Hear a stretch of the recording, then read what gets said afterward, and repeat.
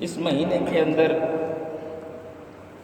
معراج کے بارے میں علماء کرام بیان کرتے ہیں۔ علماء نے لکھا ہے کہ اللہ تعالیٰ نے حضور علیہ السلام کو 3 شانیں عطا فرمائیں۔ زمین پر آپ اعلیٰ بشریت پر فائز ہیں، آسمانوں پر آپ مقام ملکوت اور اس پر فائز ہیں، اور عرش سے اوپر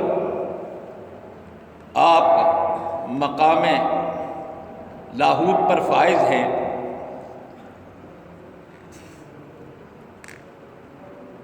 اس لیے حضور علیہ السلام کی تمام شانیں بے مثل اور بے نظیر ہیں۔ آپ کی بشریت سب سے افضل ہے، آپ کی ملکیت سب سے اعلیٰ ہے، آپ کا لاہوتی ہونا یہ بھی سب سے اعلیٰ و افضل ہے۔ لہذا اللہ تعالیٰ نے حضور علیہ السلام کو معراج کرائی تو مسجد اقصیٰ سے لے کر مسجد حرام سے لے کر مسجد اقصیٰ تک یہ آپ کی شان بشریت ہے، اور وہاں سے آگے لامکان تک آپ کی یہ شان یہ جبروتی ہے، اور وہاں سے آگے لامکان تک یہ اللہ تعالیٰ کی شان وحدت ہے۔ حضور علیہ السلام کو اللہ تعالیٰ نے بے شمار علوم عطا فرمائے ہیں، اور اس کی تکمیل معراج کی رات کو ہو گئی جب آپ نے بیت المقدس تک سفر کیا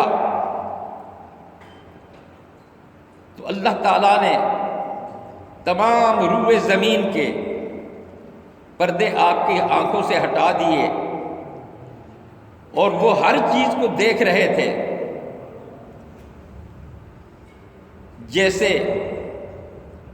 حضور نے فرمایا کہ ما کانا و ما یکون، اور اس کائنات میں جو کچھ ہے لامحدود،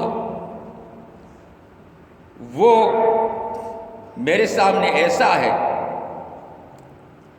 جیسے ہاتھ کی ہتھیلی پر رائی کا دانہ ہوتا ہے۔ رائی کا دانہ ہتھیلی پر چھپ نہیں سکتا، اسی طرح اس کائنات کی ہر چیز آپ پر ظاہر کر دی گئی۔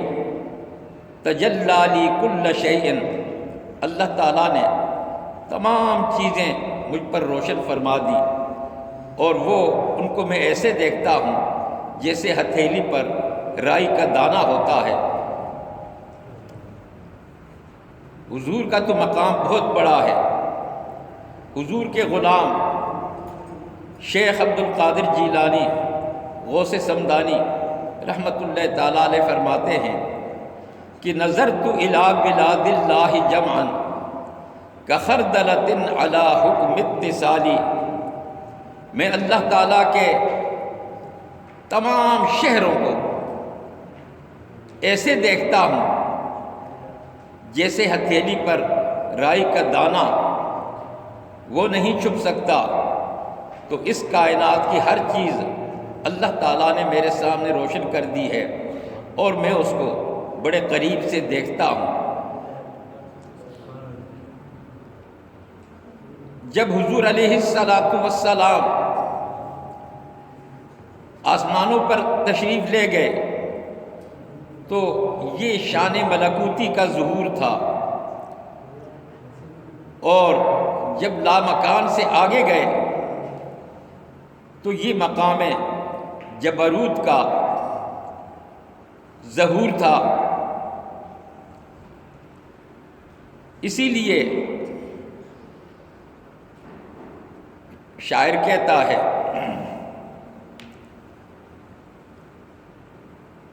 علامہ اقبال نے حضور کی شان بیان فرمائی،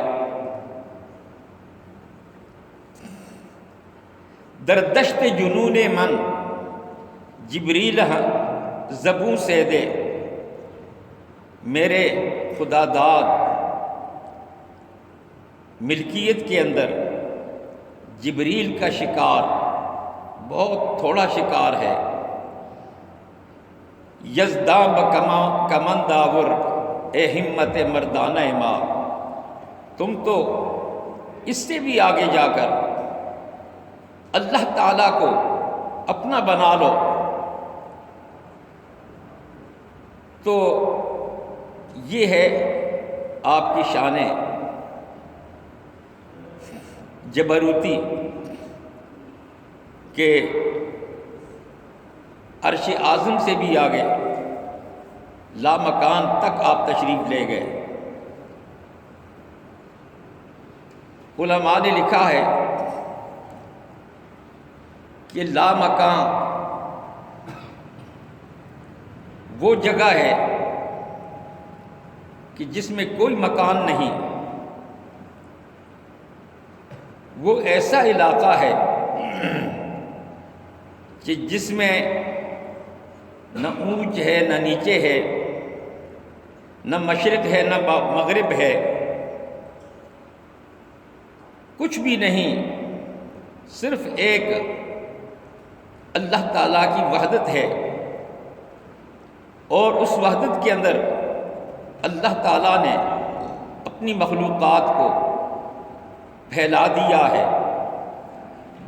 یہ دنیا بہت چھوٹی ہے، جو آسمان کے سیارے ہیں وہ اس سے بھی زیادہ بڑے،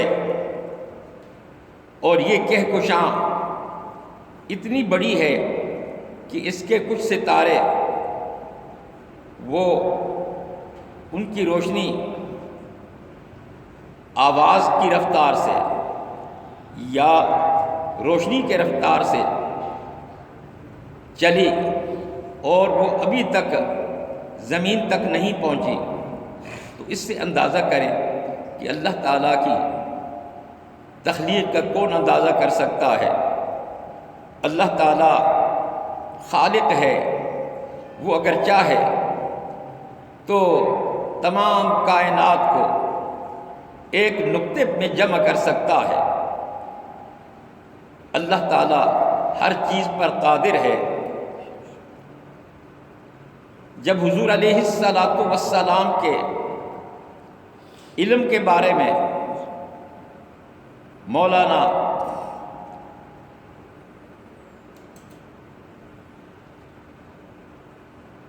بالاکوٹ کے شیخ، جب ان کا اور سنی علماء کا اختلاف ہوا کہ امکان کذب، کیا اللہ تعالیٰ جھوٹ بول سکتا ہے؟ تو انہوں نے کہا بول سکتا ہے لیکن بولتا نہیں۔ ہمارے سنی علماء انہوں نے کہا کہ اللہ تعالیٰ جھوٹ نہیں بول سکتا، اس لیے کہ اللہ تعالیٰ کی قدرت ان تمام چیزوں سے وراء الورا ہے، اللہ تعالیٰ کی قدرت سے وراء الورا ہے۔ تو اس پر مولانا رشید احمد گنگوہی نے رسالہ لکھا، تحذیر الناس فی اثر ابن عباس۔ وہ حدیث، وہ خبر جو انہوں نے نقل کی، انہوں نے کہا کہ حضور علیہ الصلاۃ والسلام جب آسمانوں پر تشریف لے گئے تو آپ نے اونٹوں کی ایک قطار دیکھی جو چل رہی تھی۔ پوچھا جبریل یہ کیا چیز ہے؟ ہر اونٹ پر 2 کجاوے، ہر کجاوے کے اندر کچھ نہ کچھ دروازہ لگا ہوا تھا ہوگا۔ کہا یا رسول اللہ یہ تو مجھے معلوم نہیں کہ یہ کب سے، یہ میری پیدائش کے بعد یہ اونٹوں کی قطار مسلسل چل رہی ہے، اور جو اونٹ ایک دفعہ گزر جاتا ہے دوبارہ قیامت تک اس کی باری نہیں آتی، لہٰذا اللہ بہتر جانتا ہے۔ تو حضور نے فرمایا کہ آپ ذرا یہ کجاوے تک لے جائیں۔ آپ گئے، اونٹ کو حکم دیا، بیٹھ گئے۔ کجاوے میں حضور علیہ الصلاۃ والسلام بھی آ گئے اور جبریل امین بھی آ گئے۔ تو کجاوے کے اندر دیکھا کہ ایک دنیا آباد ہے، ایک دنیا آباد ہے، اور اس میں مسجدیں ہیں، دریا ہیں، سمندر ہیں، جتنے شہر اس دنیا کے اندر موجود ہیں وہ سارے شہر اس کجاوے کے اندر موجود ہیں۔ آپ نے دیکھا کہ وہاں آدم علیہ السلام بھی ہے، کہ آدمی ہی اس جہان کے آدم کی طرح، نوح علیہ السلام بھی ہے اس کے نوح کی طرح، اور محمد کا محمد ہی جو یہاں پر ہے وہ تمام چیزیں وہاں پر بھی ہیں۔ تو آپ اندازہ کریں کہ ہر کجاوے کے اندر ایک کائنات، زمین و آسمان اور جو کچھ ہے وہ تمام کے تمام اس میں موجود ہیں۔ تو پھر ان کجاووں کا کیا کون گنتی کر سکتا ہے جو ابد سے چلے ہیں اور ازل تک چلتے رہیں گے؟ کوئی نہیں کر سکتا، صرف اللہ تعالیٰ کی ذات ہے۔ اسی لیے کہا جاتا ہے کہ اللہ اکبر، اللہ تعالیٰ بہت بڑا ہے۔ اللہ تعالیٰ کی ذات سے کوئی چیز بڑی نہیں۔ اللہ اگر چاہے تو ایک انڈے کے اندر پوری کائنات کو سمو لے۔ حضرت سلیمان علیہ السلام نے فرمایا کہ یا اللہ، میں سکندر ذوالقرنین نے کہا، پوری دنیا کا بادشاہ تھا، کہ مجھے سمندر کی جو مخلوق ہے اس کی سیر کرا اور اس کی حکومت بھی عطا فرما۔ تو اپنے لشکر سے کہا کہ سمندر کے اندر تیر مارو۔ جب تیر مارنے شروع کر دیے تو نیزے پھینکنے شروع کر دیے تو ایک آدمی نکلا اور کہا کہ تم کیوں سمندری مخلوق کو مارنے پہ تلے ہوئے ہو؟ کہا اس دنیا پہ تو میری حکومت ہے، میں چاہتا ہوں کہ وہاں بھی میری حکومت ہو۔ تو اس نے کہا چلو، جیب سے ایک ڈبیا نکالی اور فرمایا کہ اس میں گھوڑے کو داخل کرو۔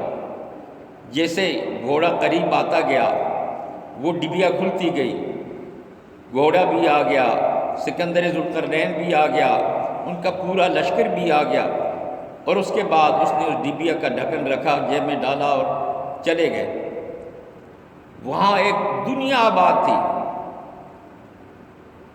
ایک عرصے تک 3 دن تک غالباً وہاں رہے، اور اس کے بعد کہا کہ اب میں جانا چاہتا ہوں۔ تو انہوں نے پھر وہ ڈبیا رکھی اور یہ تمام لشکر اور سامان اس کے اندر آ گیا، اور وہ پھر سمندر سے باہر نکلا اور کھولا تو سارا لشکر نکل آیا، ڈبیا اتنی ہی ہے۔ تو آپ نے پوچھا سکندر ذوالقرنین نے کہ یہ ڈبیا کیا ہے، کیا یہ کسی چیز سے بھری جا سکتی ہے؟ کہا نہیں، اس میں جو کچھ ڈالو گے پھر بھی گنجائش ہوگی اس میں اور آنے کی۔ تو بڑے حیران ہوئے۔ تو اس آدمی نے کہا کہ یہ کیا چیز ہے؟ یہ انسان کی آنکھ ہے۔ انسان کی آنکھ کسی چیز سے نہیں بھرتی، اگر پوری دنیا کا بادشاہ بھی بن جائے تب بھی وہ اور کی لالچ کرتا ہے، لہٰذا یہ جو دنیا کی آنکھ ہے یہ کسی چیز سے نہیں بھرتی، ہاں ایک چیز سے بھرتی ہے۔ کہا وہ کیا؟ تو مٹی کے بارے میں کہا۔ ایک چٹکی مٹی اٹھا کر جب اس میں ڈالی تو وہ بھر گئی۔ تو فرمایا کہ یہ انسان کی آنکھ کسی چیز سے نہیں بھرتی سوائے قبر کی مٹی سے۔ جب قبر میں چلا جاتا ہے تو وہ سیر ہو جاتا ہے۔ تو یہ اللہ تعالیٰ کی شان ہے۔ معراج کا واقعہ یہ محیر العقول ہے، یہ انسان کی سمجھ میں نہیں آتا۔ اس میں علماء نے اتنی کتابیں لکھی ہیں جس کی کوئی انتہا نہیں، اور جو صوفیاء کرام یا علماء کرام جن کو اللہ تعالیٰ نے علم لدنی سے نوازا تھا، انہوں نے معراج پر اتنا کچھ لکھا ہے کہ انسان حیران ہوتا ہے۔ محی الدین ابن عربی رحمۃ اللہ تعالیٰ علیہ نے عجیب و غریب نکات اس میں سے نکالے ہیں۔ تو بہرحال اللہ تعالیٰ کی ذات جو ہے وہ ہر چیز کی خالق ہے، اور وہ جو چاہتا ہے کر سکتا ہے۔ اگر چاہے تو تمام کائنات کو ایک ڈبیا کے اندر بند کر دے، اور اگر چاہے تو اس کو پھیلا دے، اور اس کی بھی کوئی حد نہیں۔ جہاں تک پھیلانا چاہے اللہ تعالیٰ پھیلا سکتا ہے۔ وحدت الوجودی کہتے ہیں کہ حقیقت میں یہ کائنات اور اس کائنات کے اندر جو کچھ ہے، زمین، آسمان، ستارے، مخلوقات، چرند پرند، یہ سب کے سب اللہ تعالیٰ کی معلومات الہیہ میں سے ہیں۔ یعنی جو چیز اللہ تعالیٰ کے علم میں تھی اس چیز کو باطن سے نکال کر ظاہر کر دیا تو یہ کائنات ظاہر ہو گئی۔ اور جب اللہ تعالیٰ کے علم کے اندر یہ چیز موجود تھی تو کچھ بھی نہیں تھا۔ اسی لیے کہتے ہیں کہ اللہ تعالیٰ وحدہ لا شریک ہے۔ جب اللہ تعالیٰ موجود تھا اور کائنات کے اندر کچھ بھی موجود نہ تھا، صرف اللہ تعالیٰ کی ذات تھی، جب اس نے چاہا کہ میں مخلوقات کو پیدا کروں تو اللہ تعالیٰ نے تمام مخلوقات، تمام آسمان، تمام دنیایں اور تمام کہکشائیں اللہ تعالیٰ نے پیدا کی۔ اور پیدا کرنے کے باوجود علماء نے لکھا ہے کہ یہ تمام چیزیں ذات خداوندی کے ساتھ ہیں، اس سے باہر نہیں، یہ معلومات الہیہ ہیں۔ جب کچھ بھی نہ تھا تو اللہ تعالیٰ موجود تھا، اور جب کچھ نہیں ہوگا تب بھی اللہ تعالیٰ موجود تھا۔ تو عدم سے وجود میں لا کر کائنات کو، مخلوق کو ظاہر کیا۔ تو علماء فرماتے ہیں کہ باوجود اس کے اللہ تعالیٰ کے وجود کے اندر کوئی کمی بیشی نہیں ہوئی، وہ جیسا تھا ویسا ہی ہے، نہ کچھ کم ہوا نہ کچھ زیادہ ہوا۔ تو معراج بھی اللہ تعالیٰ کے اسرار میں سے ایک سر ہے، اور یہ ایک دفعہ نہیں ہوئی، کئی مرتبہ اللہ تعالیٰ نے حضور کو معراج کا شرف عطا کیا ہے۔ اور خواب میں صوفیاء کرام کو بھی معراج نصیب ہوتی تھی۔ اللہ تعالیٰ ہم سب کو عمل کی توفیق عطا فرمائے، اور معراج کی برکتوں سے اللہ تعالی ہم سب کو مالا مال فرمائے۔ مسلمانوں کی معراج نماز ہے، اللہ تعالی ہمیں صحیح معنوں میں نماز پڑھنے کی توفیق عطا فرمائے۔ وآخر دعوانا